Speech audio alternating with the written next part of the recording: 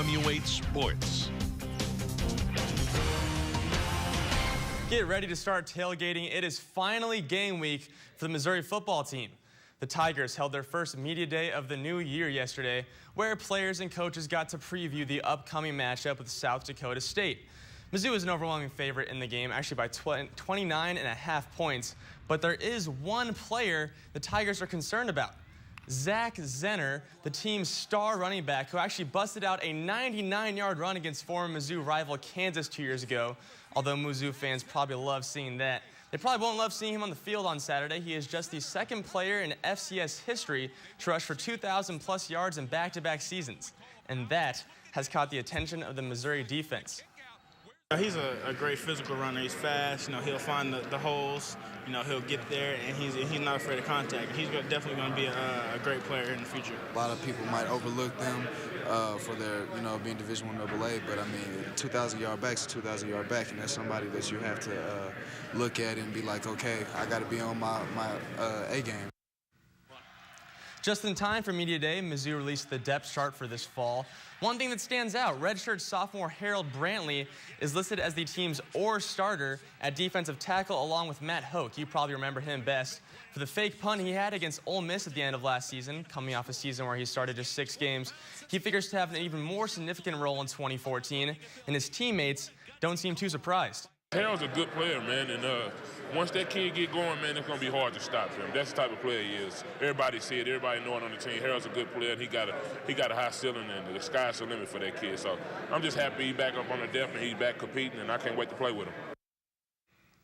Stick with Mizzou football. There will be a ribbon-cutting ceremony at Furrow Field today to showcase the newly renovated east side of Memorial Stadium. The event is open to the public and starts at 6:30.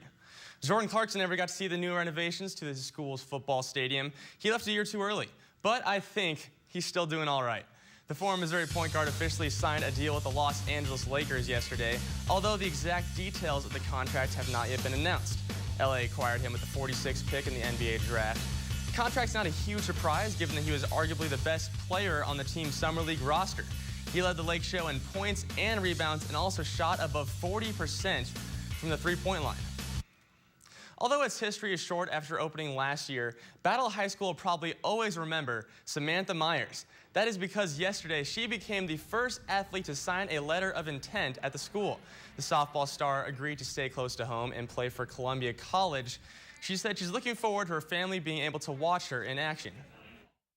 It's really good that they were able to watch me because I had considered going out of state and they wouldn't have came to a lot of games, and I think they like coming to my games, so it's really cool for them to see me play at another level.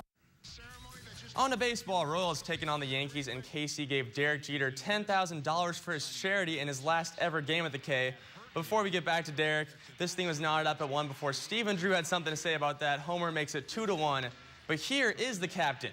With New York already up 4-1, Jeter hits a bouncing ball that actually hits the foot of James Shield and goes into the outfield to score another run. And take another look. It looks like they could possibly be a double play right here, but instead, off of Shield's foot. Sometimes it's better to be lucky than good. Another run would score, make it 5-1, and this one would end up being 8-1 in favor of the Yankees. Up the middle and off Pittsburgh. The Cards were in Pittsburgh to face the division rival Pirates.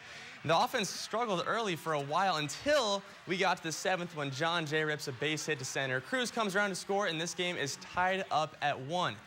All the runs came in that inning, actually. This time it's Matt Holliday who scores Jay and Matt Carpenter. Cards go up 3-1 and hang on for the 3-2 victory. John Lackey got the W, and the Birds continue to put pressure on the first place Milwaukee Brewers. And that is all for sports today. Have a great day, everybody. Well, we will have a great day. Thank you very much. My Cardinals won last night. It's always good. That's always the taker. That's what I got to have. Sets the tone for a good day. It does. It absolutely does. Thank you very much.